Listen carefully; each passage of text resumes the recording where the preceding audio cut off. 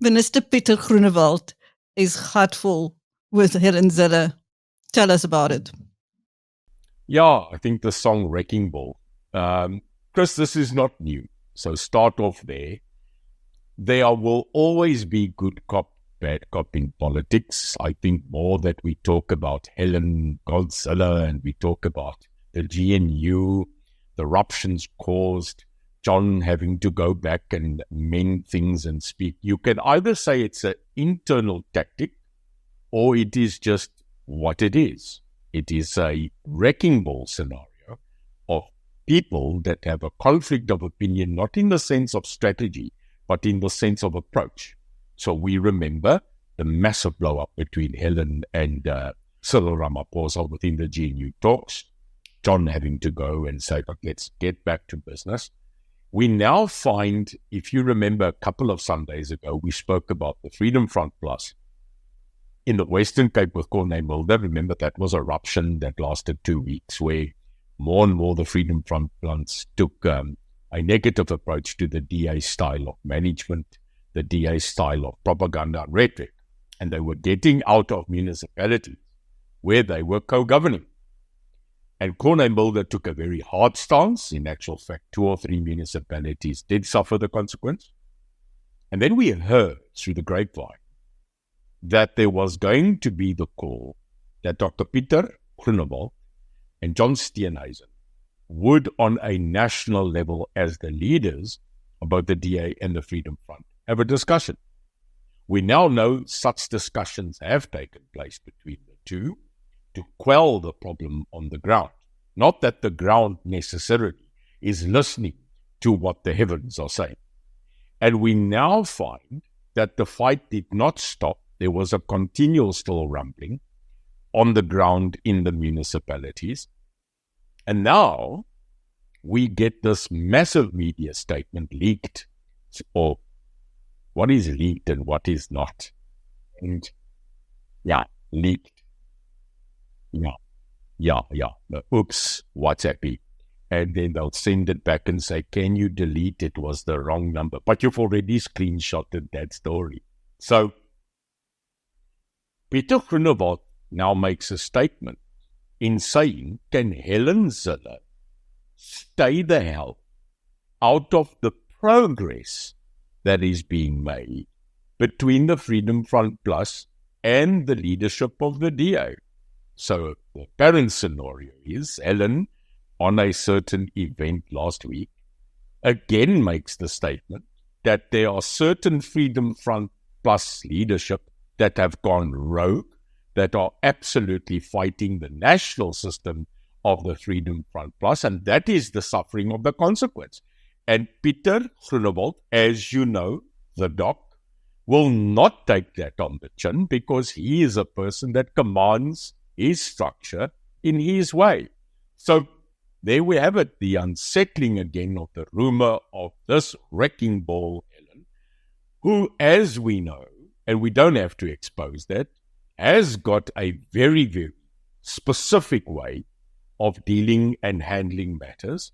But it seems, Chris, that continually when the volcano is just about to settle and that we are getting molten lava to calm down to turn to absolute foundation, kaboom, we have the volcanic eruption of Helen coming in. And this is forming a pattern, it seems.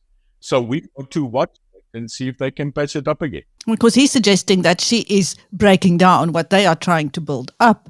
And if she's not fighting with him, she's fighting with Harman Mashaba or with Mkhili Mabulula.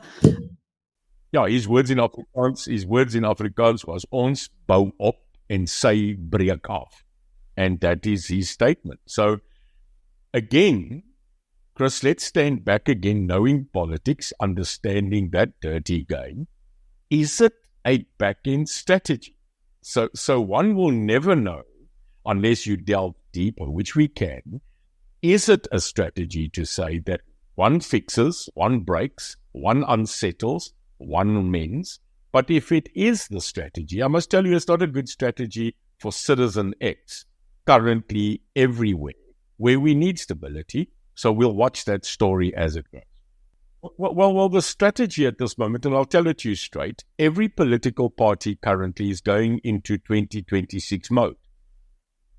Everything they do today, everything they're saying today, is moving away from the, can I call it rah-rah, hurrah hoop, band scenario of the greatness of the GNU, which is holding, which is bringing a certain amount of, can I call it, economic stability.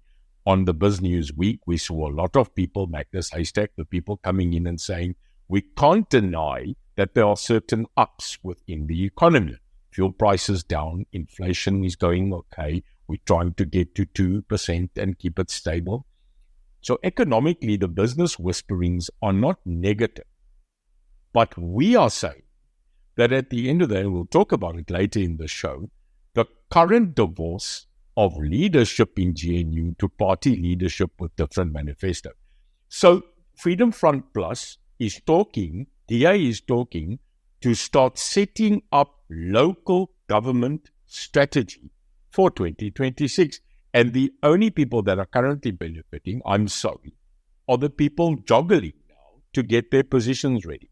And not the ratepayers who are waiting for these political battles to be settled so that services can be delivered. Not so, Neil. Well, Jan and Piet and Umfolosi, Fusi, Kukuli, Henry and Anna-Marie, they don't actually give a toss. That was a bleep moment. Hulle feel the normal human being on the street when you go to the braai and you have your Olofberg and you sit down and we chat. They don't actually care what happens in the halls of power. What Jan is talking about, Pieter, Vusi and Umslagas, they talk about removal of rubbish. They talk about filling potholes. They care about cutting the lawns. They care about water and sanitation. They want to understand that the sewage is done. They want electricity. They want the street lights to work, and they want to understand that they live in a safe environment. That's it, Chris. They don't want to get involved in power mongering and power play. They pay their rates. They pay their taxes. They want return of investment. Now, when you pay your investment, which is your rates and taxes, you accept at least someone's going to turn up and do those services. But what you're finding in Tshwane, what you're finding in Joburg, what you're now getting in Ekurhuleni, what you're getting in eThekwini, is that the poor ratepayer, hy neek maar net aan, he pays his bill in the hope that he's going to get his services. And until the politicians in this country does not get it, that the people come first, not the politician. That's why, Chris, you can sien ek raak moerig. That's why they are called public servants. You gehoor? Public servant, not public worker, public official. No. You're a public servant. From the top of Cyrilki to the bottom guy that picks up your trash. They are in service of our public. And that's where we've got to go back. So they can joggle for what they want. They can move around.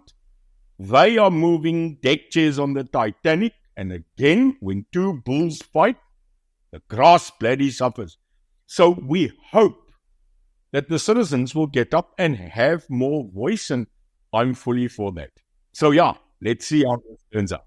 Talking about rates and taxes, now we have a disgruntled former Democratic Alliance MP. He was there for a few minutes, Ronaldo Gous, on X now. Confessions of a former politician. I'm on number 7 now, but the one that stands out to me is where he says that there are so many councillors and MPLs and MPs who are not paying their rates and taxes, but their lights and water flow, their lights and water stay on because they're politicians.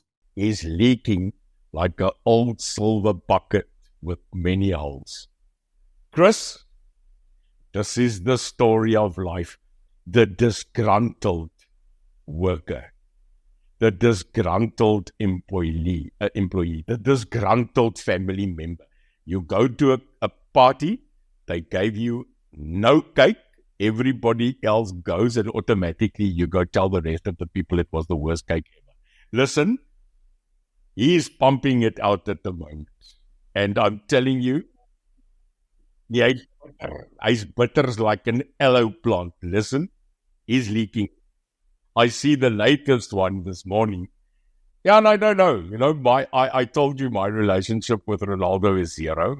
He had never good opinion about me. But I must tell you, I looked at him in many cases and his way of doing things, I must tell you, you got to give him kudos for the kind of branding he's got, like it or not. But the latest one this morning was him talking about a certain premier in a certain province of, I can only imagine what party, was an alcoholic.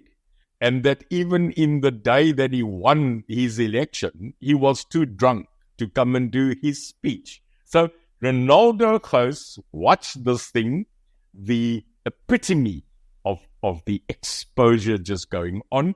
But I love it when he says, but he's not doing that in jest. He's not doing it to ruin or to harm anybody. And then he writes 16 pages. So, yeah, I think a couple of more surprises.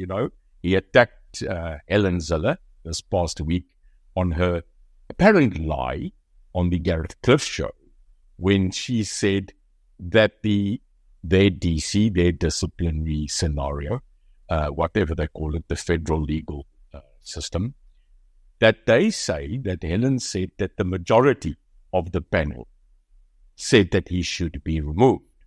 And Ronaldo says it's a blatant lie because he got the document that says that it was a 3-person panel, and in actual fact, 2 of the 3 said that he should not be removed as a DA member, but that certain things should be done in discipline.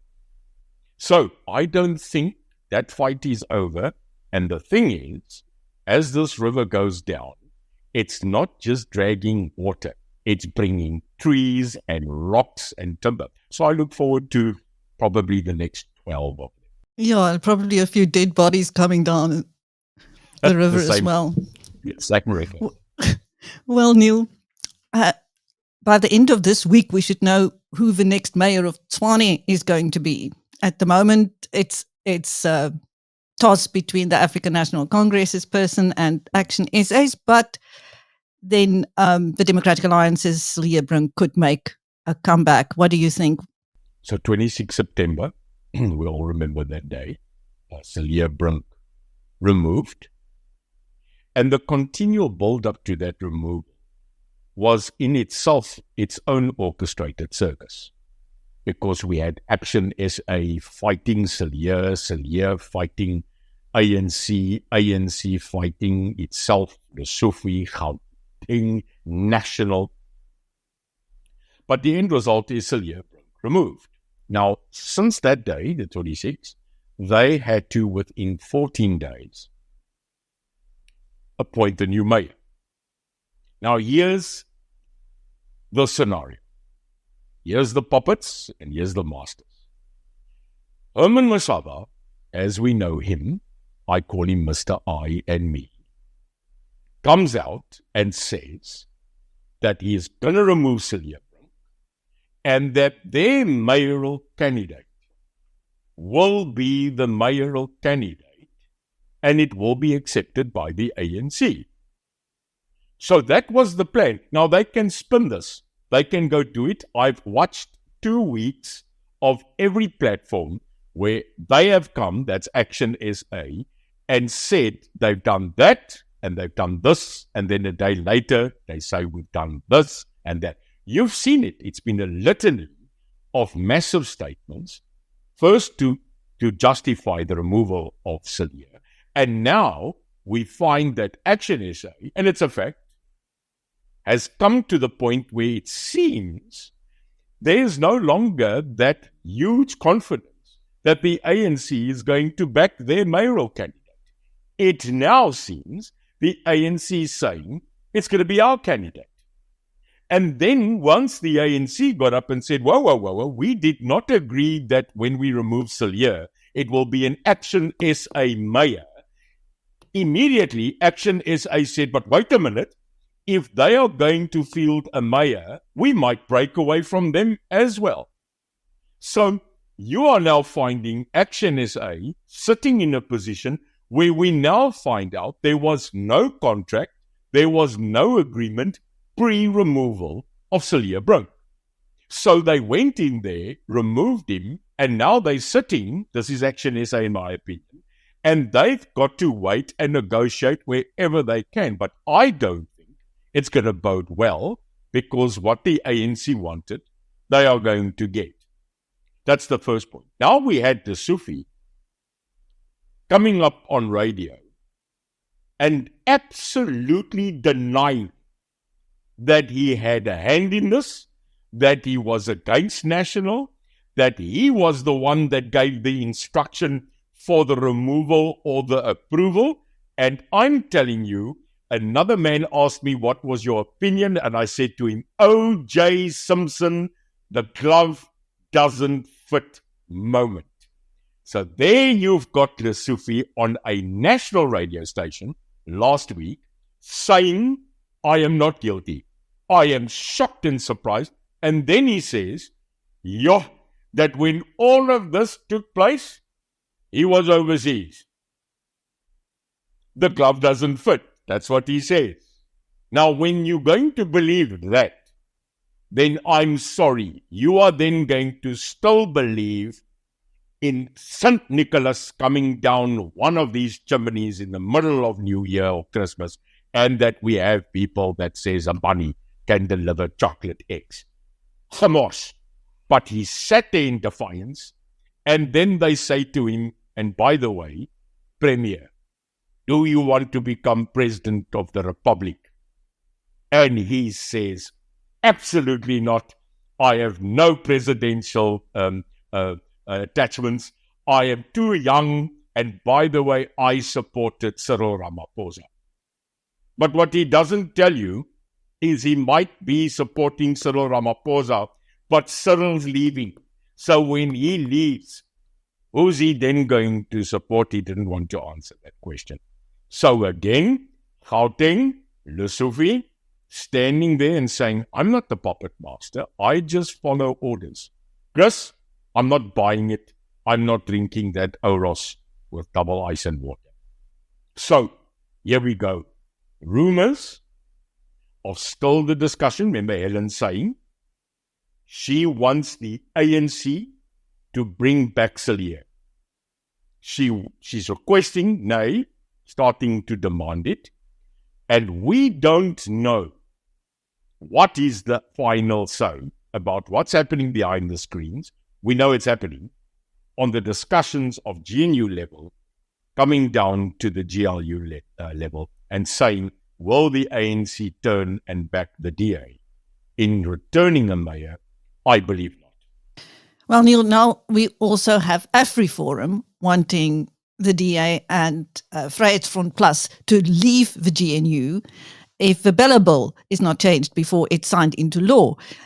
Are they saying unless Afrikaner schools are protected, the GNU should implode? Is that the bottom line? Chris, I'm sorry, but we're getting it right again. Probably out of 10 affirmations that we bring up in a week, I think our strike rate at this moment is about 80%. We get some wrong, but here we go again. I told our people, our viewers, I said, they're going to sign the Bella Bill. And once they've signed it, remember, 100% of the law, 80% is possession, 20% is argument. So once they sign it, they are in possession. We then get told, as a calming factor, which I did not buy, I said that here, that they would look at clause 4 and 5, and that AfriForum and Solidariteit and the DA and everybody that was vehemently against the Bella Bill, that would be the piecemeal. That we'll sign it, but we will debate about 4 and 5. And in illustrious position, we are then told by the people in the GNU that oppose the Bella Bill, but he's willing to talk. Okay, so they sign it, pomp and ceremony. And now we're waiting for this negotiation about 4 and 5, where it was stated that that would be discussed before implementation. Chris, this week, up till this point, AfriForum comes up and says there has been no negotiation. There's not even been a telephone call. And when you look, I think it's Kali Kriel that made the statement on behalf of AfriForum. You can actually see the disappointment in this man's face, because I think they truly thought that they could trust Cyril Ramaphosa on his word. And now he makes the statement to say, well, if they are not going to see us, because he actually makes the point of saying there's sabotage. He mentions it in his statement, that there are people within the Department of Education, that there are people within the GNU that are absolutely trying to sabotage the negotiations on those clauses to give a little bit of leeway in the billable. And now he says, and if they don't, he will continue, and his management, to ask that the DA and the Freedom Front Plus, very weird, always the DA and the Freedom Front Plus, not the PA, not the IFP, not the UDM, not the Good Party, not Rise and Up. No. Always the DA and the Freedom Front Plus, that he will ask them to actually remove themselves from the GNU. I'll say it again. Koel deur die kat, milk on the mud, grass is cut. This is not going to be changed, and we told them so. They are not going to follow their policy. They are going to listen to ANC. Indeed. Thank you. That was Neil de Beer on The Sunday Show with BizNews, and I am Christine.